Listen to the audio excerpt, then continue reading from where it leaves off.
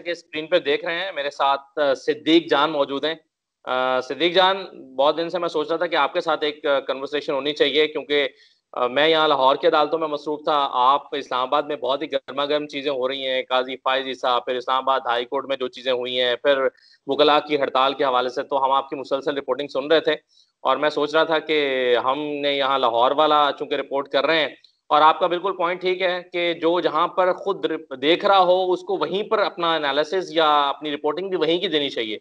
इसलिए बिल्कुल मैंने ना इस्लामाबाद के वाक़यात पर कोई वीडियो करने की कोशिश की और ना ही मैंने उस पर जो है वो, लेकिन वो मैं चाह रहा था कि आपकी ज़बानी जो है वहाँ के मामला जो आ जाएँ, और सबसे इम्पोर्टेंट जो चीज़ काज़ी फ़ाइज़ साहब के हवाले से हुई है, तो मैं चाहूँगा कि सबसे पहले तो उस पर अपनी राय का इज़हार करें। अभी जो डेवलपमेंट हुई है कि काज़ी फ़ाइज़ साहब ने रजिस्ट्रार को चीफ जस्टिस की शिकायत लगा दी है, ये क्या हुआ है?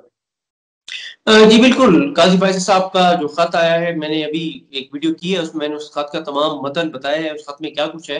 लेकिन ये वाक़ई बहुत इम्पोर्टेंट है और इस हवाले से अगले आने वाले जो 4-5 रोज़ हैं, यानी अगला पूरा हफ़्ता बहुत इम्पोर्टेंट होगा। उसकी रीज़न ये है कि अगले हफ़्ते में ही पता चलेगा कि इस पे रजिस्ट्रार ने क्या जवाब दिया और काज़ी फ़ायज़ साहब ने क्या इक़दाम किया।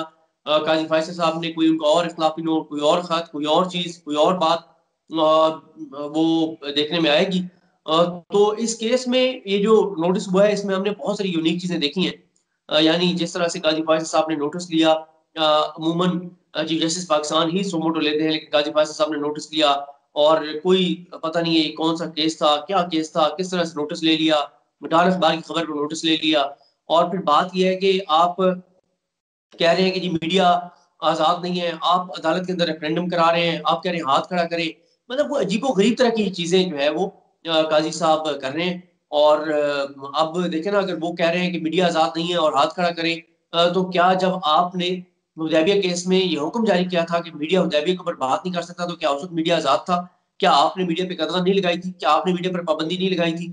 आपने उस वक़्त शायद इसलिए फिर पाबंदी लगाई क्योंकि आपको पता था कि मीडिया पे तनकीद होगी कि आप शरीफ खानदान का एक ओपन एंड शट केस जो है वो बंद करने जा रहे हैं। एक ऐसा केस जिसमें शरीफ खानदान की पूरी मनी ट्रेल मौजूद है कि किस तरह उन्होंने पैसा बाहर भिजवाया।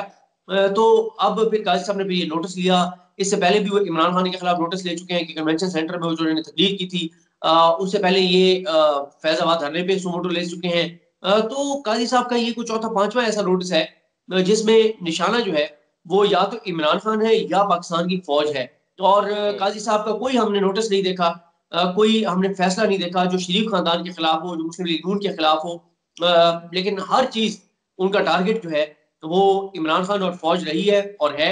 और इसमें भी जो सबसे ज़्यादा जी। सब जी, जी, जी। सबसे ज़्यादा इसमें जो चीज़ हुई, वो तो हुई जब काज़ी फ़ैज़ल साहब ने वो व्हाट्सएप की चीज़ें अदालत में रख दी। ये पहली मर्तबा हमने देखा है कि किसी जज ने इस तरह से किसी केस में एविडेंस जो है, वो इस तरह रखा हो। और मैं सुन रहा था कल इक़्तिदार अहसन साहब को बोल टीवी पे वो बात कर रहे थे। उन्होंने कहा कि ये तो ऐसे ही है कि फिर कल को कोई जज किसी फौजदारी केस में, किसी कत्ल के केस में पिस्टल ले आएगा और रख देगा सामने कि ये मैं रिकॉर्ड पे रखना चाहता हूँ, ये है वो पिस्टल जिससे कत्ल किया गया है। तो उन्होंने कहा अगर जज ये काम करेगा तो अदालत डिस्क्वालीफाई हो जाएगी। हुँ। तो ये बड़ा एक हैरानकुन था सबके लिए, जजेस के लिए भी, कोर्ट रूम में मौजूद तमाम लोगों के लिए। तो अगला हफ्ता बहुत इंपॉर्टेंट है, उसी में सारी हाँ। डेवलपमेंट्स होंगी, उसी में चीज़ें सामने आएँगी। नहीं, ये जो देखते मगर हैं। जो जजमेंट आई है सिद्दीक जान, जिसमें काज़ी फ़ाइज़ा साहब के हवाले से कहा गया है कि चूँकि ये एक इमरान खान साहब जो हैं, उनके साथ एक केस में फ़रीक भी हैं, तो ये उनके केसेज़ नहीं सुन सकते। तो ये जो जजमेंट है, ये कितनी इम्पोर्टेंट है? इसकी सिग्निफिकेंस क्या है? यानी कि सिर्फ़ ये वाला जो मामला चल रहा है फंड्स जारी करने वाला, ये नहीं सुन सकते या कोई भी इमरान खान के हवाले से केस नहीं सुन सकते? ये जजमेंट है, ये फैसला है सुप्रीम कोर्ट का चीफ जस्टिस ऑफ पाकिस्तान का? जी बिल्कुल, ये फ़ैसला है और मैं अभी आपको कॉल पे भी बता रहा था कि ये बड़ा इंटरेस्टिंग काम हुआ। जब ये फ़ैसला जारी हुआ, तो मुझे सिर्फ़ एक पेज का किसी ने स्क्रीनशॉट लेकर भेजा, मेरा एक सोर्स है उसने मुझे भेजा, तो मैंने कहा कि यार ये क्या, मैंने पहली मेरी जो नज़र पड़ी, मैंने कहा यार देखो लोग कितने तेज़ हैं कि फ़ेक जो है ना वो ऑर्डर बना लिया सुप्रीम कोर्ट का, एक ही पेज था। या मैंने कहा ये हुँ। ऑर्डर है, क्या है? मैंने इमरान वसीम साहब को भेजा, उस वक़्त तक उन्होंने भी ये फ़ैसला नहीं देखा था। तो हुँ। फिर हमारी आपस में जब हमने देखा तो ये तो फैसला पूरा हम आ गया, उनके पास भी आ गया, मेरे पास भी आ गया। फिर हुँ। मैंने बैरिस्टर साद रसूल साहब को भेजा। बैरिस्टर साद रसूल हुँ। साहब से कॉल करके मैंने पूछा तो उन्होंने भी ये कहा देखिए असद साहब अगर इसमें होता कि वो ये केस नहीं सुन सकते, तो ठीक था। उसमें एक लफ्ज केसेस है, मुकदमात। तो अच्छा। अब इसमें एक कानूनी बहस चलेगी कि आया आइंदा के लिए भी ये उनके लिए उनके ऊपर इसकी नाफिज होगा नहीं होगा, क्या होगा क्या नहीं होगा, और क्यों दस्तखत नहीं थे जब ये ऑर्डर आया। और काजी फैसल साहब ने जो खत लिखा उसमें भी वो ये कहते हैं कि तरीकाकार ये है कि चीफ जस्टिस जो है वो फैसला लेके और उसके बाद जो सीनियर जज होते हैं उनको भेजते हैं, यानी बशीर आलम साहब को भेजते हैं। बशीर आलम साहब के बाद उमर ताबंदयाल साहब के पास जाता, उमर ताबंदयाल साहब के पास फाइज ईसा साहब के पास आता, और फिर ये एजाजुल एहसन साहब के पास जाता। लेकिन काजी फैसल साहब कहते हैं कि एजाजुल एहसन साहब के पास तो पहुंच गया जो मुझसे जूनियर है, लेकिन मेरे पास ये फैसला नहीं आया। और एक तरह से उन्होंने बरह रास्त चार्जशीट किया है चीफ जस्टिस पाकिस्तान जस्टिस गुलजार अहमद साहब को। तो आने वाले दिन इंपॉर्टेंट होंगे, चीफ जस्टिस का इस पे क्या रद्द-ए-अमल आता है, काजी फैसल साहब को क्या जवाब रजिस्ट्रार देते हैं, और ये अब जजेस की जो अंदरूनी लड़ाई है, मुझे लगता है कि वो भी बहुत शदीद जो है वो बढ़ने जा रही है। नहीं तो अब ये कह सकते हैं हम क्या, यानी चीफ जस्टिस साहब का एक फैसला आ गया, फिर रजिस्ट्रार को जो है वो काजी फईज साहब ने खत लिख दिया और कह रहे हैं कि जनाब ये तो कैसे हो गया कि अगर ये फैसला जो है वो बेंच में मौजूद तमाम लोगों के पास से होकर गुजरना चाहिए था, मेरे पास तो आया ही नहीं। तो हम कह सकते हैं कि काजी फईज साहब और चीफ जस्टिस साहब में ठन गई है। हम कह सकते हैं उसकी रीज़न ये है कि अब आप देखेंगे, मेरा तो पहले दिन ये था, जब पहली समाअत हुई तो मैंने सुहेल खान साहब हैं, दी न्यूज़ के बहुत अच्छे रिपोर्टर हैं, उनके साथ मैंने एक वीडियो किया और उस वीडियो में मैंने कहा सुहेल खान साहब को कि अगर काज़ी फ़ायज़ साहब मुतमईन हुए भी कि फंड जारी नहीं हुए, तब भी उनका इज़ाफ़ी नोट ज़रूर आएगा, और या उनका इज़ाफ़ी नोट आएगा या उनका इख्तिलाफ़ी नोट आएगा। अब तो बात इज़ाफ़ी और इख्तिलाफ़ी नोट से बहुत आगे चली हुई है, अब तो बड़ा तगड़ा किस्म का उनका इसके ऊपर इख्तिलाफ़ी नोट भी आएगा और उनका फ़ैसला भी आएगा, और उसमें आप देखेंगे कि किस तरह से चीफ जस्टिस को भी चार्जशीट किया जाएगा, जजेस को भी शायद चार्जशीट किया जाए, और इमरान खान साहब के खिलाफ तो बहुत सारी चीज़ें होंगी और हुकूमत के खिलाफ बहुत सारी चीज़ें होंगी। मेरा ख़्याल है वक़्त की हुकूमत के खिलाफ, पंजाब हुकूमत के खिलाफ। तो चीज़ें जो है वो अब आगे बढ़ने जा रही हैं। पहले तो ये था सिर्फ़ कि मुझे ये था कि सिर्फ़ हुकूमत के साथ इनके मामलात जो हैं वो गड़बड़ होने जा रहे हैं। अब मुझे लगता है कि जजेस के साथ भी होंगे, और एक पूरी एक तारीख़ है काज़ी फ़ाज़िल साहब की कि ये चीफ जस्टिस जितने भी रहे हैं, उन सब में सबके साथ उनकी लड़ाइयाँ जो है वो रही हैं। हुँ, सही है। अच्छा, एक चीज़ मुझे बताएँ कि अब वुकला तंज़ीमें जो हैं वो भी इसमें जंप इन करती हुई नज़र आ रही हैं। ऐसा लगता है कि वो भी एक फ़रीक बन के सामने आ रही हैं, या वो इस मामले में से लाताल्लुक़ नहीं रहना चाहती। ये क्या मामला है? वुकला तंज़ीमों का क्या किरदार होगा इसमें? देखिए, इस वक़्त हमारी जो वुकला तंज़ीमें हैं वो जैसे पॉलिटिकल पार्टीज़ के पेरोल पे कुछ उनके पपेट्स होते हैं, उनके रखे हुए लोग होते हैं, उनके किराए के ऊपर उनको मुयस्सर जिस तरह से लोग होते हैं, उसी तरह से वुकला तंज़ीमों का भी इसका किरदार उसी तरह का ही है। वुकला तंज़ीमें हर वो काम करती हैं जो पीडीएम की हिमायत में जा रही हो, हर वो चीज़ करती हैं जो हुकूमत के खिलाफ जा रही हो। उसकी 2 वजूहात हैं।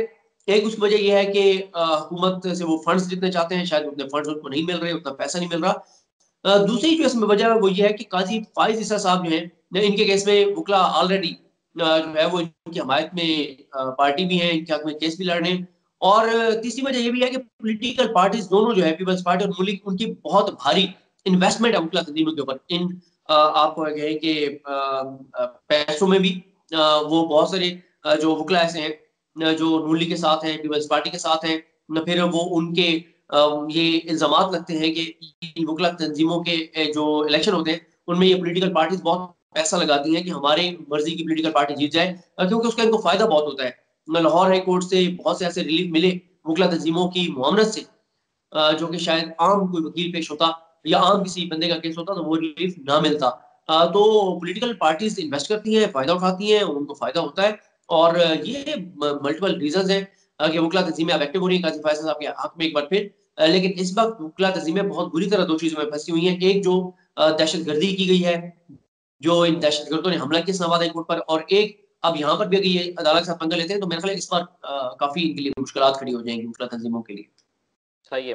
चलें, एक सवाल मैं और आपसे करना चाहता हूँ और वो पीडीएम से मुत्तल्लिक है।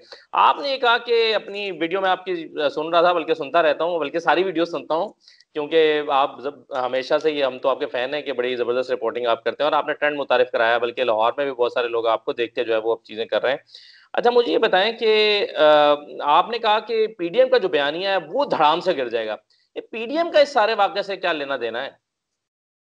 गिर नहीं जाएगा, मेरा ख़्याल है गिर चुका है। उसकी रीज़न ये अच्छा। है कि पीटीएम का पूरा बयानिया जो अज़मत से शेख साहब के खिलाफ था, वो ये था कि उनके हवाले से जंग अख़बार में खबर लगी थी, दी न्यूज़ में शायद लगी थी, मीर शफ़ी उर रहमान के अख़बारात में, कि जस्टिस अजमत से शेख साहब ने पनामा केस में जब जेआईटी बनाने का फैसला दिया, उसके बाद उन्होंने जेआईटी अरकान की सिलेक्शन के लिए कॉल्स की, व्हाट्सएप कॉल्स की। ये इल्जाम था जंग अखबार का, और उसको फिर आज तक मुस्लिम लीग नून सच मान दिया है। हालांकि उसके उसके सपोर्टिंग एक भी एविडेंस नहीं है कि उन्होंने को कॉल किया। लेकिन यहाँ पे तो सबूत है, इतराफी बयान है जज साहब का कि उनके व्हाट्सएप पे डॉक्यूमेंट्स है और उन्होंने डॉक्यूमेंट्स पेश किए। तो अब आप बताएं व्हाट्सएप जज कौन हुआ, अजमत से शेख साहब हुए या गाजी फैसल साहब हुए? और वो जो मुस्लिम लीग नून जो कहती थी कि किसी जज को ये जेब नहीं देता कि वो अपने व्हाट्सएप का जिक्र करे, व्हाट्सएप के ऊपर चीजें मंगवाए, भिजवाए, कॉल करे, राब्ते करे। अगर उसको कोई मामला है वो ऑफिशियल कहे कि वो अदालत में एक तरीकाकार होता है डॉक्यूमेंट्स पेश करने का। और आपको मैं एक चीज बताऊं, आप भी अदालतों में आजकल जा रहे हैं, रेगुलर जा रहे हैं, आपने देखा होगा कि कई बार ऐसे हुआ है कि जब वुकला पेश करते हैं कोई डॉक्यूमेंट तो जजेस नहीं लेते, कहते हैं कि आप जी हाँ, प्रॉपर इसको फाइल करें क्योंकि जी हाँ, उसका एक तरीकाकार जी हाँ। होता है, और फिर ये हर समाज में एफिडेविट्स होता आते है, हैं। या शहबाज शरीफ साहब जो हैं वो हर दफा कुछ ना कुछ लेकर आते हैं। इस दफा भी शहबाज शरीफ साहब वो डेली मेल की जो पहली हेयरिंग थी उसका डॉक्यूमेंट लेकर आ गए और कहा कि ये मैं आपको देना चाहता हूँ। तो उस पर जवादुल हसन साहब ने कहा कि जनाब ये आप पहले दरखास्त लगाएं, एक दरखास्त दायर करें और उसमें आप अपनी इस्तदा करें और उसके साथ इसको लगाएं प्रॉपरली। इससे पहले भी वो एक जो है वो डॉक्यूमेंट लेकर आए थे कि जी लाहौर वेस्ट मैनेजमेंट के हवाले से जो हमने एग्रीमेंट किया था, $107 मिलियन बचा लिए थे और ये देखें पाकिस्तान को इतना फायदा हुआ था। तो ये आप जो है वो ये डॉक्यूमेंट साथ में ये आपको मैं देना चाहता हूँ। उन्होंने कहा कि नहीं आप फिर अपने केस का हिस्सा बनाए, फाइल फाइल में लगाएं। तो ये बात बिल्कुल ठीक है आपकी कि ये तो होता रहता है, नहीं लेते जजेस जी।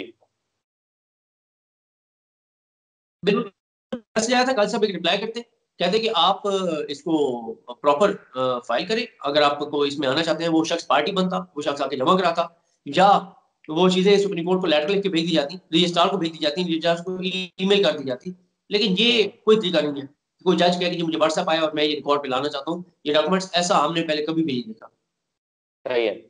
चलें किसी दिन लाहौर का चक्कर लगाएं सिद्दीक, आपको यहाँ लाहौर की नैब कोर्ट्स में लेकर चलेंगे, शहबाज शरीफ साहब से मिलवाएंगे और आई एम श्योर वो आपसे मिलना चाहेंगे और बाकी सारे बहुत सारे लोग आए होते हैं अदालतों में।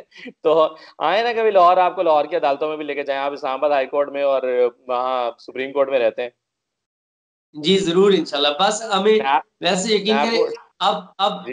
नहीं, अब वैसे ज्यादा कमी महसूस नहीं होती जब से आपने जाना शुरू किया है।